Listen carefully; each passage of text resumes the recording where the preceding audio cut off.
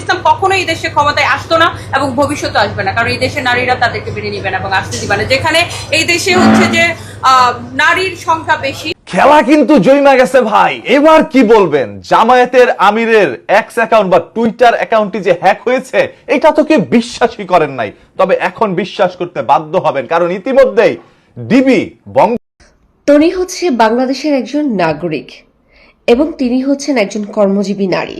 তিনি সম্পূর্ণভাবে অধিকার রাখেন কোনো রাজনৈতিক দল যদি নিকৃষ্ট কথা বলে নারীদেরকে নিয়ে, সেই যে এটা নাকি টনির সাংবিধানিক অধিকার ছিল যে নারীদেরকে নিয়ে যারা বিশ্রী ভাষায় কথা বলবে তাদের নিবন্ধন বাতিল চাওয়া। এটা কোন আইনে আছে যে যদি কেউ নারীদেরকে নিয়ে কথা বলে শুধুমাত্র ভিউজের জন্য? এটা কি না করে আপু আমার পাগল বানাই ফেলতেছে বলেন তো, আমার একদম মাথাটা আমার খারাপ করে দিতেছে। এটা কি করে আপু এগুলো বলেন তো দেখি, মাথাটা আমার খারাপ করে ফেলতেছে আপু। এটা নিজেরাই বয়স বানাই। এই যে মাথা মোটা এবিডি গত 2 দিন আগে জামায়াত ইসলামের নিবন্ধন বাতিল করবে, এই সেই তাদের বিরুদ্ধে আইনি পদক্ষেপ নেবে। হ্যাঁ, এই যে একটা সংবাদ সম্মেলন করে হুমকি দিছিল, হ্যাঁ, এখন সে ফাটাবাসে আটকে গেছে। এখন বলছে যে এই বক্তব্য তো আমার না, আমারে এই বক্তব্য। আমাদের শায়েক আল্লামা উদ্যোক্তা আফার ব্যবসা কিন্তু লালবাতি অলরেডি জ্বলা শুরু করে দিয়েছে। আহারে, বেচারি আসলে ওইভাবে চিন্তা করে নাই, হ্যাঁ, যে তার এই অবস্থা হবে। অলরেডি তার দেখলাম যে পেজের ফলো। আসসালামু আলাইকুম, আমি আপনাকে দেখাবো তন্নি জামাত ইসলামকে কট দিতে গিয়ে নিজেই কট খেয়ে গেলেন। কিন্তু কিভাবে, যে আপনারা এই ভিডিওটি দেখলেই বুঝতে পারবেন। তো আজকের এই ভিডিওগুলো অত্যন্ত গুরুত্বপূর্ণ, তো আমি আশা করবো যে আপনারা সম্পূর্ণ ভিডিওটি দেখবেন, আর এই সম্পূর্ণ ভিডিওটি দেখলেই বিস্তারিত জানতে পারবেন। আর এই ভিডিওগুলো দেখানোর আগে আপনাদের কাছে আমার ছোট্ট একটি রিকোয়েস্ট, আপনারা যদি আমার চ্যানেলে নতুন হয়ে থাকেন তাহলে নতুন আপডেট নিউজ সবার আগে পেতে আমার এই চ্যানেলটি সাবস্ক্রাইব করে আমার সাথেই থাকুন। আর এখন চলুন কথা না বাড়িয়ে আমরা এক এক করে ভিডিওগুলো দেখে আসি। ইসলাম কখনোই এই দেশে ক্ষমতায় আসতো না এবং ভবিষ্যতে আসবে না, কারণ এই দেশের নারীরা তাদেরকে মেনে নিবে না এবং আসতে দিবে না। যেখানে এই দেশে হচ্ছে যে নারীর সংখ্যা বেশি, আপনি হয়তো জেনে থাকবেন, সেখানে এই দেশের নারীরা যারা নারীদের কর্মঘণ্টা নির্ধারণ করতে চায়, যারা নারীদেরকে সম্মান দিতে চায় না, সেই দলকে এই দেশের নারীরা কখনোই ক্ষমতায় নিয়ে আসবে। প্রথমত হচ্ছে আমরা সামাজিক যোগাযোগ মাধ্যমে কোনো বিরূপ মন্তব্য বা কাউকে ব্যক্তিগত অ্যাটাক আমরা করি নাই। আপনি যেটা বারবার বলছিলেন যে বট বাহিনী, এখন আপনাকে যদি কেউ খারাপ মন্তব্য বারবার করে, আপনি কিছু করে থাকবেন, আপনার তো সেটার প্রতি উত্তর দিতে হবে। এখন প্রতি উত্তর দেওয়াটা যদি অপরাধ হয়ে যায় তাহলে তো মাথা পেতে কেউ আপনার পিটাবে, সেটা আপনার মাথা পেতে আপনাকে মেনে নিতে হবে। প্রতি উত্তর দেওয়া কিন্তু আপনি, যেটা আমরা বারবার বলছি যে বট বাহিনী আমার বা যে ধরনের যে সাইবার বুলিংটা করা হয়, সাইবার বুলিং এর তাহলে কি আমরা কোনো উত্তর দিব না? মানে আমরা আমাদের প্রতিবাদের ভাষাটা তাহলে কি হবে? না, প্রতিবাদের আমরা তো আমাদের জায়গা থেকে প্রতিবাদ জানাবো। আমাকে বারবার একজন খারাপ কথা বলবে, আমি কি সেটা মানে মুখ বন্ধ করে মেনে নিব? এক। দ্বিতীয়ত আপনি বলেছেন যদি জামাত ইসলাম ক্ষমতায় আসতো তাহলে আমরা কি করতাম? আমরা অবশ্যই এটার আইনগতভাবে যেতাম। আমরা হাইকোর্টে এখন আমরা রিড করবো, আগেও আমরা রিড করতাম। কোনটা কাজের জন্য কোনো প্রাইভেট কোম্পানি নারীদেরকে কাজে নিত না। যদি এটা এরকম যদি হইতো যে ওনারা ক্ষমতায় আসছেন আর নারীদের কর্মঘণ্টা 5 ঘন্টা করে দিতেন, কোনো প্রাইভেট কোম্পানি কিন্তু নারীদেরকে কাজে নিত না, কারণ 5 ঘন্টার জন্য কেউ কাজে নিবে না। বাকি 3 ঘন্টা বা 5 ঘন্টার কাজের জন্য কি তারা নতুন করে অন্য কাউকে হায়ার করবে? এটার জন্য কিন্তু কেউ হ্যাসেলের জন্য নারীদেরকে কাজে নিত না। তো সর্বোপরি নারীদেরকে ঘরে বন্দী করে রাখার বা ঘরে আটকে দেওয়ার একটা পায় তারা চলছিল। এবং এখানে কিন্তু তারা আরেকটা বিষয় ক্লিয়ার করা নাই যে এই 5 ঘন্টার কাজ কোন নারীরা করবে। সেটা কি চাকরিজীবী নারীরা? মানে নারী কর্মজীবী নারী মানে কিন্তু শুধু চাকরিজীবী নারী নয়, সেখানে উদ্যোক্তা আছে, সেখানে ডক্টর আছে, সেখানে হচ্ছে যে ইঞ্জিনিয়ার আছে, সকল শ্রেণী, একজন আইনজীবী আছে, সেখানে কর্মজীবী মানে সকল শ্রেণী পেশার নারী। তো আমি কত ঘন্টা কাজ করব সেটা আমার টাকায়, আমার ট্যাক্সের টাকায়, আমার ভ্যাটের টাকায় যে সরকার চলে, সেই সরকার কিন্তু ঠিক করে দিতে পারে না যে আমি কত ঘন্টা কাজ করব। আমি একজন ফ্রিল্যান্সার, আমি যদি ধরি আমি একজন ফ্রিল্যান্সার, আমি যত ঘন্টা আমার খুশি আমি কাজ করতে পারি, কারণ আমার পরিবার চালানোর জন্য আমার যে টাকা দরকার সেটা কিন্তু সরকার আমাকে দিয়ে দিবে না। তো আমি আমার প্রয়োজন অনুযায়ী যত ঘন্টা খুশি আমি কাজ করতে পারি। তো সেটা কিন্তু যেখানে পুরুষদের জন্য কোনো কর্মঘণ্টা নির্ধারণ করে দেওয়া হয় নাই, সেখানে নারীদের ক্ষেত্রে কর্মঘণ্টা নির্ধারণের কোনো প্রশ্নই আসে না। এবং যেটার প্রমাণ কিন্তু এই ইলেকশনে নারীরা দেখিয়ে দিয়েছে, এদেশের নারীরা সো এখন নারীরা হচ্ছে আমার বিশ্বাস যে সংসদে এটার সঠিক জবাব দিবে এবং ভবিষ্যতে আমরা সংসদে আরো নারী নেতৃত্ব এটার পার্সেন্টেজ হয়তো আমরা আরো অনেক বেশি আশা করি করেছি বিষয়টা নিয়ে, এবং এটা নিয়ে আমরা হাইকোর্টে রিটও করবো। আমরা হাইকোর্টে রিট করার আগে আপনাদেরকে দেশের মানুষকে জানাচ্ছি, দেশের নারী সমাজকে জানাচ্ছি। এবং যেটা বিষয় ছিল, আপু বারবার বলতেছিল যে 5 ঘন্টা কাজের যে বিষয়টা ওনারা বলেছিলেন, দেখেন আপনারাও জানেন যে 5 ঘন্টাটা বলেন ভাইয়া যে আপনার, এবং অবশ্যই আমরা সকল শ্রেণী পেশার নারীরা রাস্তায় আসেন একটু কথা বলি। তনি হচ্ছে বাংলাদেশের একজন নাগরিক এবং তিনি হচ্ছেন একজন কর্মজীবী নারী। তিনি সম্পূর্ণভাবে অধিকার রাখেন কোনো রাজনৈতিক দল যদি নিকৃষ্ট কথা বলে নারীদেরকে নিয়ে, সেই দলের এগেনস্টে কথা বলার। এটা তার সাংবিধানিক অধিকার। আপনারা যদি তাকে তেনা বিক্রেতা, কাপড় ব্যবসায়ী, হেন তেন বলে খাটো করতে চান, এটা আপনাদের ব্যর্থতা। তিনি যদি তেনা, আপনাদের ভাষায় যদি তিনি তেনা বিক্রেতা হন, তিনি কিন্তু একজন ব্যবসায়ী। আপনাদের মতো চুরি, ডাকাতি, দুর্নীতি করে তিনি চলেন না।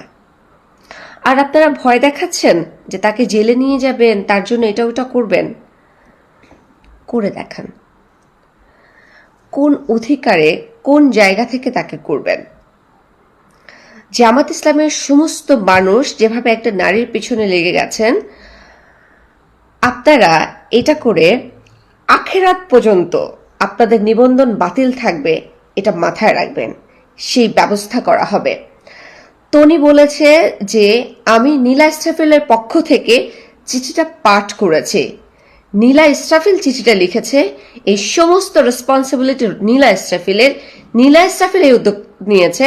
নীলা ইসরাফিল সারাক্ষণ বলে যাচ্ছে যে জামাত ইসলামের মতো একটি রাজাকারের দল যারা হচ্ছে দেশদ্রোহী, তারা বাংলাদেশে ঠাঁই পাবে না। তাদেরকে বাংলাদেশ থেকে বিতাড়িত করার জন্য নীলা ইসরাফিল সর্বোচ্চ কথা বলছে, অথচ নীলা ইসরাফিলকে নিয়ে কিছু বলার সাহস আপনারা রাখেন না। আর তনি কিছু করে নাই, তনি জাস্ট পড়েছে।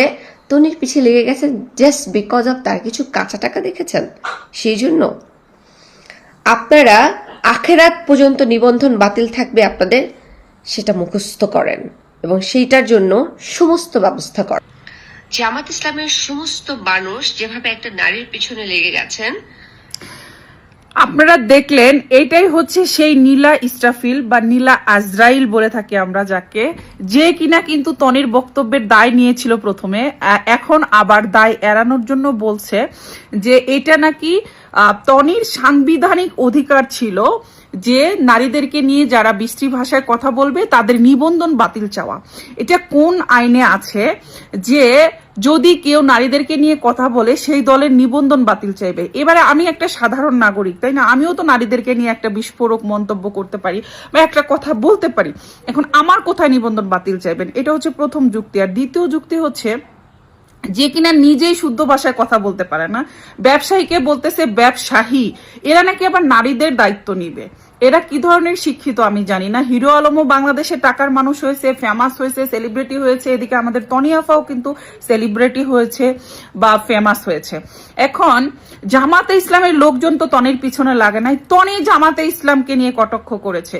তনি জামাতে ইসলামের নিবন্ধন বাতিল চেয়েছে।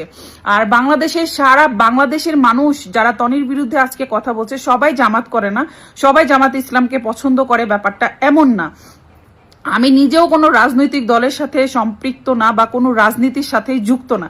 তারপরেও আমার কথা হচ্ছে যে একটা মানুষকে বা একটা দলকে যদি অন্যায়ভাবে বুলিং করা হয় বা অন্যায়ভাবে তাদের নিবন্ধন বাতিল চাওয়া হয়, আমি একজন সচেতন স্বাভাবিক নাগরিক হিসেবে, সাধারণ সচেতন নাগরিক হিসেবে সেটার প্রতিবাদ করেছি বা করব।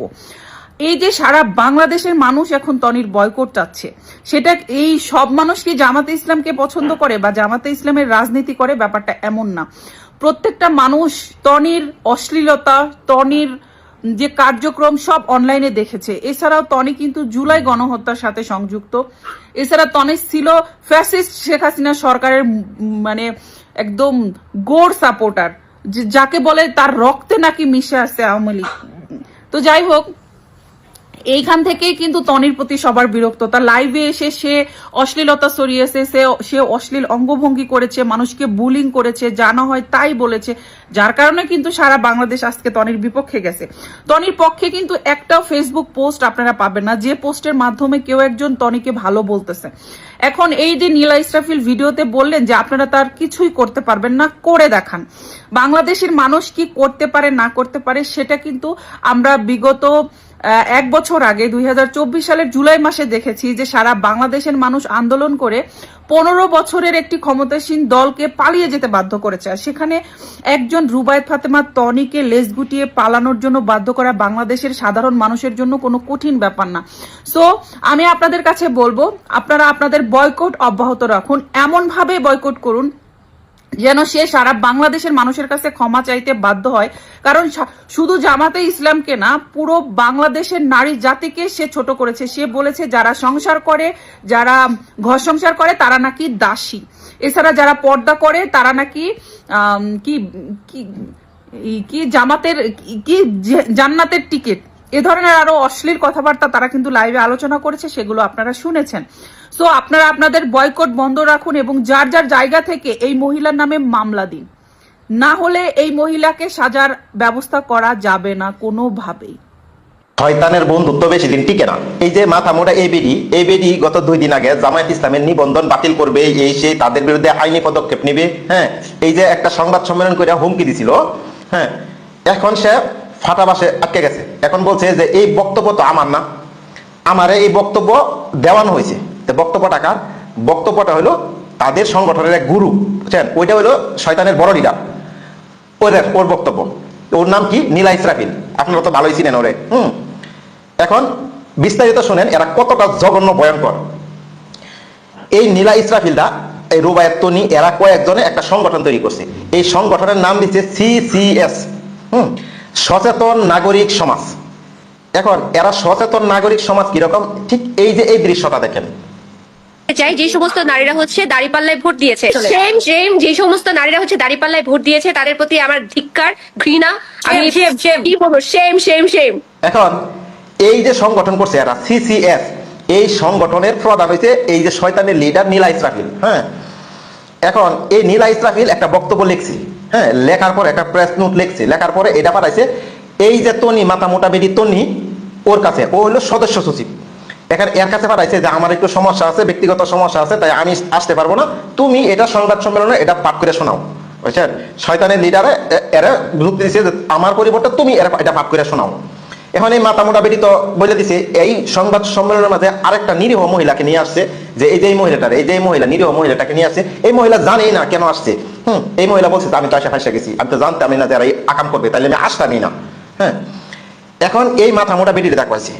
এখন এই মাথা মোটা বেটি তোর আগামোটা না বাজিয়া বলে দিছে, এখন তার চারিদিকটা সে মান সম্মানের হুমকি, সে আবল তাবল বলছে। এত আবল তাবল বলে আপনারা জানেনই, ব্যবসায়িক লস, ফলোয়ার ডাউন।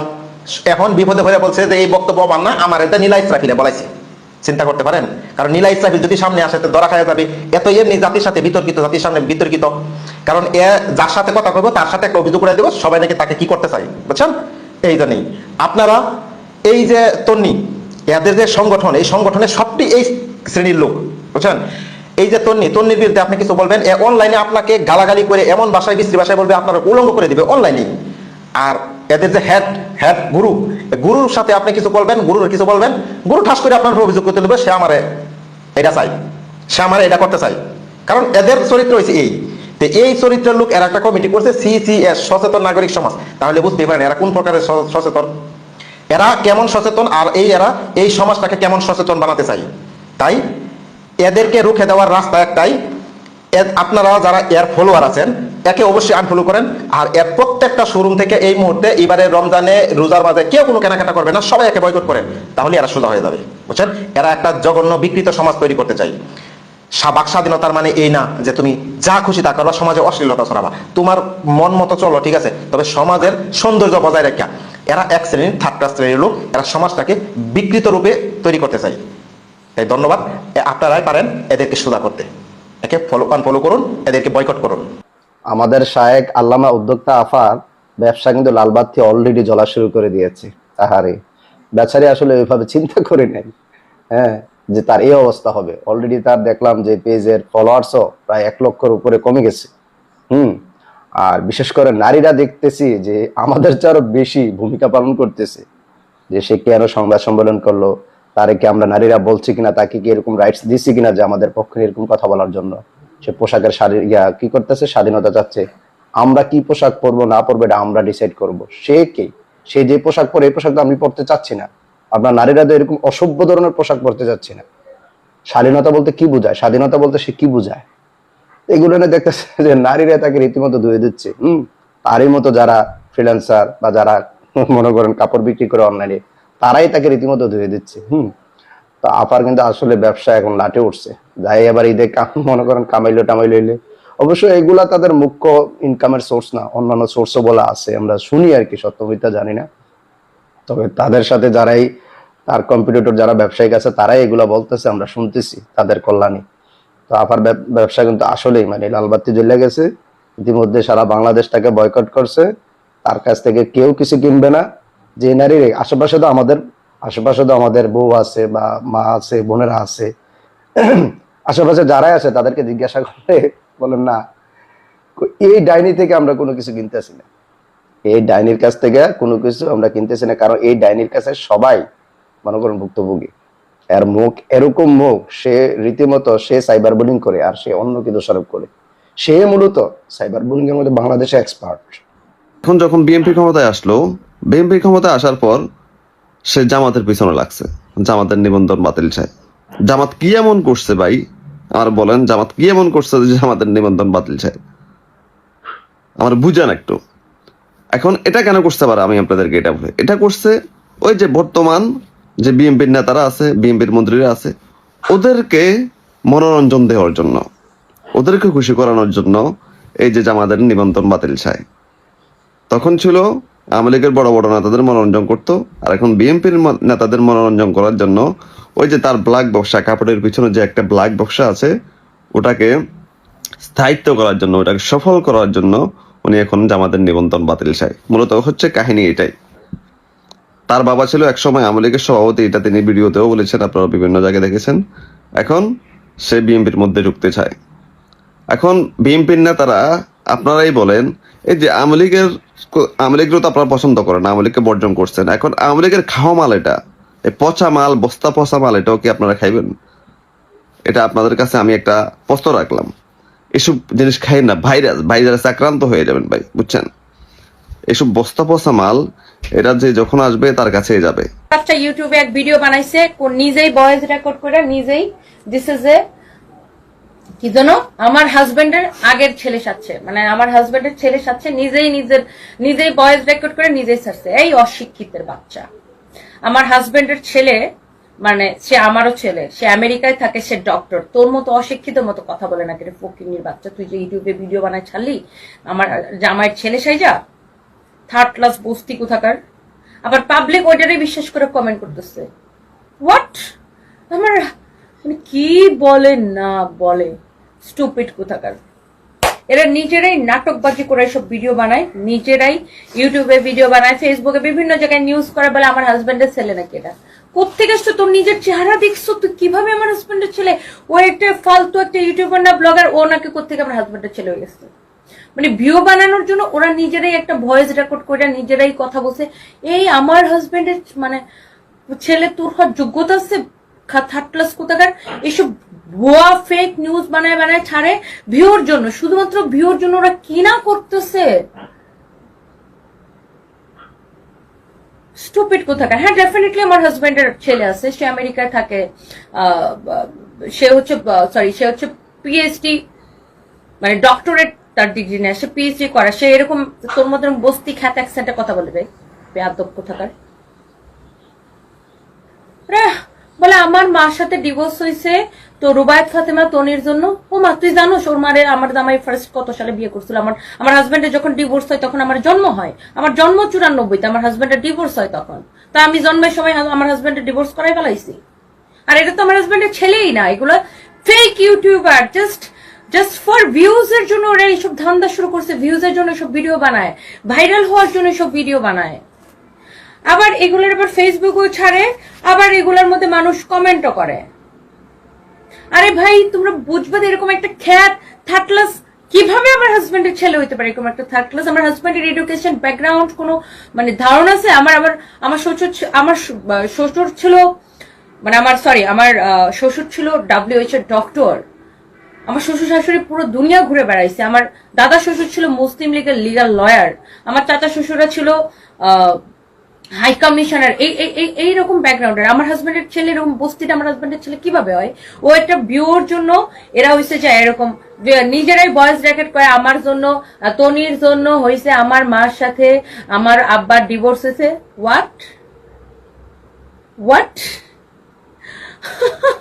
মানে আমি হাসবো নাকি কাঁদবো? মানে কি রে ভাই তোর এই বস্তিগুলো তোরা আসলে মানে আমার হাজবেন্ডের যখন ফার্স্ট ডিভোর্স হয় ওই বছর আমার জন্ম হয় 94 সালে। হ্যাঁ, হাউ স্টুপিড। এরা যা খুশি মন গড়া গল্প নিজেরাই ভয়েস রেকর্ড, নিজেরাই কথা বলে, নিজেরাই ভয়েস রেকর্ড করে, নিজেরাই ছাড়ে। আর কতগুলা গাধা মার্কা পাবলিক আছে ওগুলাকে বিশ্বাস করে। মানে হোয়াট ইজ দিস?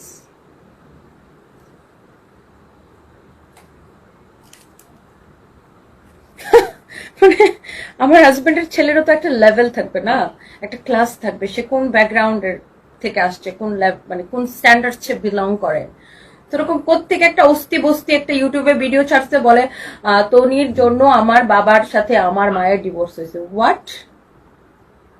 সরি, আয় আমার সামনে থাপড়ায় বুধ বানাবো। বেয়াদব ছোট লোকগুলা কোথাকার, শুধুমাত্র ভিউজের জন্য এসব করে, শুধুমাত্র ভিউজের জন্য। মানে কি না করে আপু আমার পাগল বানায় ফেলতেছে বলেন তো? আমার একদম মাথাটা আমার খারাপ করে দিতেছে। কি করে আপু এগুলো বলেন তো দেখি? মাথাটা আমার খারাপ করে ফেলতেছে আপু। এটা নিজেরাই বয়স বানায় কয় আমার বাপের সাথে আমার মার অনেক ভালো সম্পর্ক ছিল, তনি তার জীবনে আসার পরে তনি আমার বাপের থেকে আমার মারে কিনাই নিয়ে আগে চাই। এই খ্যাত কোথাকার, কোথেকে আসছিস তুই? তোর মারে আমার হাজবেন্ড তার কাজের মহিলা হিসেবে আনতো না রে, ফাজিল কোথাকার। আমার হাজবেন্ডের ব্যাকগ্রাউন্ড এডুকেশন সম্পর্কে কোনো ধারণা আছে? সো এই দুই চারটা কথা আমি বলবো, কথাগুলো একটু মনোযোগ দিয়ে শুনবেন। আপনারা যারা আপুর লাইভ দেখেছেন, মানে হচ্ছে লাইভ না সরি ইয়েটা দেখেছেন, প্রেস কনফারেন্সটা দেখেছেন, ওখানে কোনো জায়গায় কোথাও কোনো ক্লজে কোনো পয়েন্টে উল্লেখ করা ছিল না পোশাক আশাক নিয়ে কোনো কিছু, ঠিক আছে? যে আমাকে হাতা কাটা ব্লাউজ পরে লাইভ করতে দিতে হবে, বা আমাকে কাপড় ছাড়া লাইভ করতে দিতে হবে, বা বিজনেস করতে দিতে হবে, এরকম কোনো কথা, এরকম কোনো ক্লজ, এরকম কোনো কিছু ওখানে ছিল না। ওখানে ছিল যেখানে অলরেডি একটা বিরোধী দল বলেছিলেন যে তারা যদি ক্ষমতায় আসেন তাহলে কিছু কিছু জায়গা থেকে নারীদেরকে তারা মানে কি বলবো এক কথায় বাদ দিয়ে দিবেন। এখন ধরেন আপনি বা আমি হয়তো প্রাইম মিনিস্টার হওয়ার স্বপ্ন দেখি না, নেক্সট প্রাইম মিনিস্টার হওয়ার স্বপ্ন দেখি না, কিন্তু আপনি তো দেখেন, ঠিক আছে? আপনি তো দেখেন। আচ্ছা, তনি আপুকে অনেক পছন্দ ছিল। আমিরকে এসব কথা বলার আগে ভাবা উচিত ছিল মানুষ কি পছন্দ করবে আর কি করবে না। মানুষ কি পছন্দ করবে আর কি করবে না সেটার উপরে পৃথিবীর সবকিছু ডিপেন্ড করে না আপু। কিছু জিনিস আপনাকে বুঝতে হবে। আচ্ছা ধরেন আমি আপুর কথা বাদ দিই, সাপোজ টু বি যে এইখানে আপু না, এখানে আরেকজন, বা এখানে অন্য আরেকটা মানুষ। এখন লামিয়া আপনি কি একজন জব হোল্ডার? আমি জাস্ট আপনার কাছে এই কোয়েশ্চেনটা করছি যে আপনি কি একজন জব হোল্ডার? আপনার গায়ের জামাটা পাওয়া যাবে লাইফস্টাইল মাই ক্লথস হাউসে পাওয়া যেতে পারে, একবার গিয়ে দেখতে পারেন। হ্যাঁ ঠিক বলেছো আপু, খুব খারাপ লাগলো এগুলো শুনে যখন তনি আপুকে নিয়ে মানুষ না বুঝেই ট্রোল করে। হ্যাঁ এখনো ওনাকে নিয়ে মানুষ না বুঝে ট্রোল করতেছে। উনি যে কি নিয়ে কথা বলতে চাইলো এই ব্যাপারটাই একটা মানুষ বুঝতে পারলো না। ওনার কথাগুলো যদি একটা মহিলা হিজাব করে এসে বলতো তাহলে মানুষ এটাকে গায়ে লাগাইতো। জাস্ট বিকজ অফ উনি একটা সময় হাতা কাটা ব্লাউজ পরে লাইভ করতেন, বা উনি হিজাবি না, দ্যাটস ওয়াই ওনার কথাগুলা হচ্ছে একদম মূল্যহীন, বা ওনাকে নিয়ে এখন ট্রোল করা যায়। সো আমার বিষয়টা হচ্ছে যে আপনি বা আমি হয়তো স্বপ্ন দেখি না বাংলাদেশের নেক্সট প্রাইম মিনিস্টার হতে, কিন্তু আরেকজন মহিলা তো দেখে। আমাদের প্রিভিয়াস হিস্ট্রিতে এটাই বলে যে 17 বছর একজন নারী শাসক কি ছিল আমাদের, তাই না? সম্ভাবনা আছে। আর সেটাও যদি আমরা বাদ দিই, সম্ভাবনার কথাও যদি আমরা বাদ দিই, আমরা যদি প্রিভিয়াস লাইফের কথাও চিন্তা করি, তাহলে প্রিভিয়াস লাইফের কথাও চিন্তা করলে কিন্তু দীর্ঘ 17 বছর একজন নারী শাসকই আমাদেরকে শাসন করে গেছে, তাই না?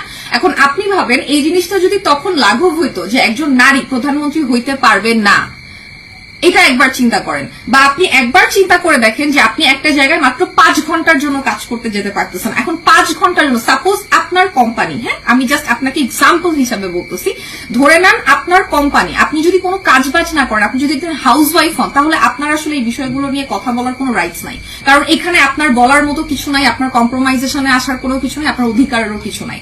আপনি আপনার হাজবেন্ডের উপরে ডিপেন্ড, আপনার হাজবেন্ড যা করবে আপনি সেটার উপরে ডিপেন্ড। আর ছেলেদের জন্য, পুরুষ মানুষের জন্য কোনো রকম কোনো নিয়ম, কোনো আইন, কোনো কিছু লাগু করা হয় নাই, হয়েছে শুধুমাত্র মেয়ে মানুষের জন্য। হ্যাঁ, এখন সাপোজ মনে করেন আপনি একজন মহিলা এবং আপনি একটা কোম্পানির ওনারের কাছে চাকরি চাইতে গেলেন এবং সে আপনাকে বলল যে আমি তো মেয়েদেরকে দিয়ে 5 ঘন্টা কাজ করাইতে পারবো, 5 ঘন্টায় আমি আপনার 15,000 টাকা ফুল স্যালারি দিতে পারবো না। তাহলে কি বেটার না যে আমি আপনাকে না নিয়ে একজন ছেলেকে কাজে নেই?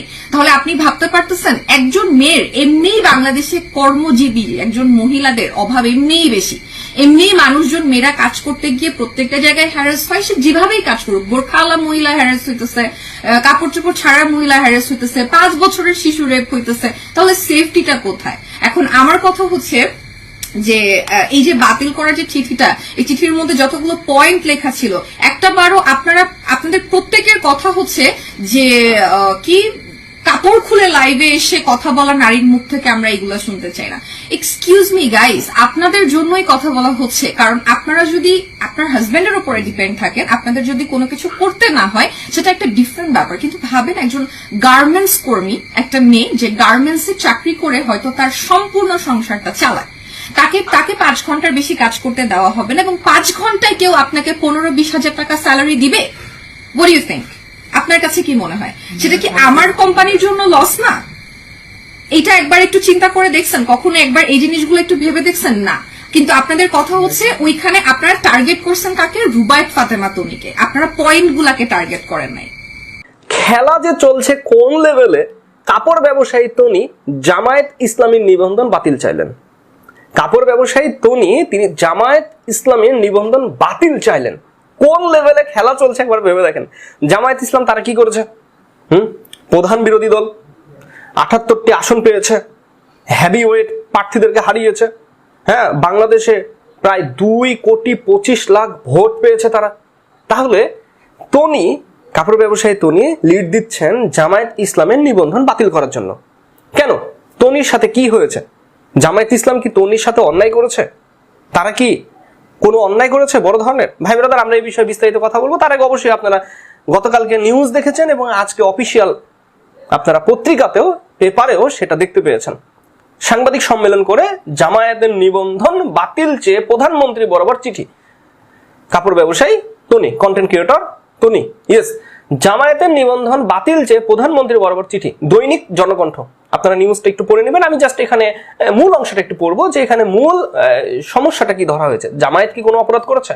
জামায়াতের নিবন্ধন বাতিল দাবি জানিয়ে প্রধানমন্ত্রীর কাছে চিঠি পাঠিয়েছেন সচেতন নাগরিক সমাজ নামের একটি সংগঠন। আজ শুক্রবার এক সংবাদ সম্মেলনে এ তথ্য জানান আলোচিত নারী উদ্যোক্তা ও ইনফ্লুয়েন্সার রুবায়েত ফাতেমা তনি। সচেতন নাগরিক সমাজ, বাহ, নামটা ভালো লাগছে, কমিটির নাম। সংবাদ সম্মেলনে জানানো হয় সচেতন নারী সমাজ নামের সংগঠনটির আহ্বায়ক নীলা ইসরাফিল আর সদস্য সচিব রুবায়েত ফাতেমা তনি সদস্য সচিব সংবাদ সম্মেলনে প্রধানমন্ত্রীর কাছে পাঠানো চিঠিটি পাঠ করেন রুবায়েত ফাতেমা তনি। তিনি চিঠিটি পড়ে শোনান। তিনি বলেন, বাংলাদেশ জামায়াত ইসলামীর আমির ডক্টর শফিকুর রহমান এবং দলটির শীর্ষ নেতৃত্ববৃন্দ বিভিন্ন সময় উল্লেখ করেছেন যে কোনো নারী দলীয় প্রধান, রাষ্ট্রপ্রধান, রাষ্ট্রপতি, প্রধান বিচারপতি বা কোনো সংস্থার প্রধান হতে পারবেন না। এটা জামায়াতের ঘোষিত নীতিও। মানে কোনো নারী রাষ্ট্রপ্রধান, প্রধান বিচারপতি বা দলীয় প্রধান এমন হতে পারবেন না, এরকম জামায়াত জানিয়েছিলেন। তিনি বলেন, জামায়াতের এই অবস্থান সংবিধানের অনুচ্ছেদ 27 ও 28 এর সরাসরি লঙ্ঘন। আরপিও অনুযায়ী কোন দল যদি লিঙ্গ সমতার বিরুদ্ধে অবস্থান নেয় তবে সেই রাজনৈতিক দলের নিবন্ধন বাতিল যোগ্য। বাহ, জায়গা মতো কিন্তু প্যাচ মেরেছে। ঠিক আছে, আমার তো আইন সম্পর্কে জানা ছিল না। যদি সংবিধানের অনুচ্ছেদে 27 এবং 28 অরিজিনালি যদি সেখানে লিপিবদ্ধ থাকে, তাহলে কিন্তু জায়গা মতো একটা গিট্টি মেরে দিয়েছে। কারণ নারীদেরকে নারী প্রধান বা দলীয় প্রধান করা নিয়ে জামায়াত যদি এরকম মন্তব্য করে থাকে তাহলে আমরা দেখতে পাচ্ছি একটা গিট্টি লেগে গেছে। রাষ্ট্র পরিচালনায় নারীদের অংশগ্রহণের অধিকার কেড়ে নেওয়া একটি চরম অসাংবিধানিক আদর্শ। আচ্ছা ঠিক আছে, খুবই ভালো লেগেছে। এখন রুবায়েত ফাতেমা তনি, তিনি কে ভাই? তাকে তো বিগত আমলে হাসিনা সরকারের ভোট চাইতে দেখেছিলাম আমি। হ্যাঁ, তার ব্লাডে নাকি আওয়ামী লীগ রয়েছে বংশীয় ভাবে, এরকম বেশ কিছু ভিডিও আছে। আমি ভিডিওগুলো নিয়ে আপনাদের সামনে কথা বলবো। হঠাৎ করে তিনি আবার এই সরকারের কাতারে চলে আসলেন কেন, বা এখন কেন তিনি আবার এই জায়গাতে চলে আসলেন? আসলে আমরা জানতাম যে যেহেতু শিল্পী অঙ্গন, সিনেমা অঙ্গন, এই সকল জগৎ থেকে কখনোই জামায়াত ইসলামকে সাপোর্ট দেওয়া হবে না। জামায়াত ইসলাম কোনো দিন সাপোর্ট পাবে না। শিল্পী অঙ্গন বলেন বা চলচ্চিত্র অঙ্গন বলেন বা এই যে মিডিয়া অঙ্গন বলেন, কখনোই জামায়াত ইসলাম এই জায়গা থেকে সাপোর্ট পাবে না, এটা স্বাভাবিক ব্যাপার। এখন জামায়াত ইসলাম যদি নারীদেরকে নিয়ে এরকম মন্তব্য করে থাকেন আর সংবিধান অনুযায়ী যদি সেটা সীমা লঙ্ঘন হয়ে থাকে, তাহলে জামায়াত ইসলামের একটা গিট্টি, মানে এটা একটা গিট্টি লেগে গেল। হ্যাঁ, সংবিধানটা যদি 27 ও 28 এর সরাসরি লঙ্ঘন হয় তাহলে আমরা দেখতে পাচ্ছি জামায়াত ইসলাম একটা গিট্টির মধ্যে পড়ে যাবে। সাইবার বুলিং এর শিকার হয়ে এবার উচ্চ আদালতে গিয়েছে রুবায়েত ফাতেমা তনি। হ্যাঁ ভিউয়ার্স, এমনটাই দেখা গেছে। রুবায়েত ফাতেমা তনিকে নিয়ে রিসেন্টলি অনেকেই অনেক বাজে বাজে ভিডিও ক্রিয়েট করছে, অনেকেই বাজে বাজে কথা বলছে। রুবায়েত ফাতেমা তনিকে কাপুরওয়ালি এছাড়াও অনেক ধরনের নোংরা নোংরা কথা বলা হচ্ছে, যার কারণে রুবায়েত ফাতেমা তনি এবার বড় আদালতের সম্মুখীন হয়েছে এবং সেখানে নাকি মামলা করছে। যারা এই ধরনের বাজে বাজে ভিডিও ক্রিয়েট করছে, রুবায়েত ফাতেমা তনিকে নিয়ে বাজে বাজে কথা বলছে, তাদের বিরুদ্ধে মামলা করেছে। তো আমি মনে করি যে রুবায়েত ফাতেমা তনি কেন এই বাজে ট্রোলের শিকার হবে? এখানে সব দোষ কি সাধারণ জনগণদের? এখানে কি রুবায়েত ফাতেমা তনির কোনো দোষ নেই? আমি মনে করি তারও একটু দোষ আছে। নিজের দোষটা যদি নিজে দেখে তাহলে পৃথিবীতে কিন্তু আর কোনো ঝামেলা হয় না, আর কোনো বাজাবাজি খাজাখাজি কিছুই হয় না। রুবায়েত ফাতেমা তনি জামাত ইসলামের নিবন্ধন নিয়ে কথা বলেছে। সে বলছে জামাত ইসলামের নিবন্ধন বাতিল করতে। আসলে রুবায়েত ফাতেমা তনির এই ব্যাপারটি বলা মোটেও ঠিক হয়নি, কারণ জামাত ইসলাম অনেক বড় একটি দল এবং জামাত ইসলাম যে কথাটি বলেছে একেবারে উড়িয়ে দেওয়ার মতো নয়। বাংলাদেশের বেশিরভাগ জনসংখ্যা হচ্ছে মুসলিম। এই মুসলিম কান্ট্রিতে মুসলমান যেভাবে চলাফেরা করে, যেভাবে উঠবস করে, জামাত ইসলাম কিন্তু সেভাবেই নারীদেরকে চলাফেরা করতে বলেছে, নারীদেরকে উঠবস করতে বলেছে। ঠিক সেই কথাগুলোই রুবায়েত ফাতেমা তনির গায়ে লেগেছে, যার কারণে সে জামাত ইসলামের নিবন্ধন বাতিল করতে বলেছে। আর এখানেই ক্ষিপ্ত হয়েছে বাংলাদেশের জনগণরা, কারণ রুবায়েত ফাতেমা তনির আগে বুঝতে হবে যে বাংলাদেশের বেশিরভাগ মানুষ হচ্ছে মুসলিম। এই মুসলিম কান্ট্রিতে মুসলমান মানুষের মতোই চলাচল করতে হবে, এটাই স্বাভাবিক। এবং জামাত ইসলামের যে আমির রয়েছে সে কোনো কথাই অযৌক্তিক বলেনি, সে প্রত্যেকটা কথাই যৌক্তিক বলেছে।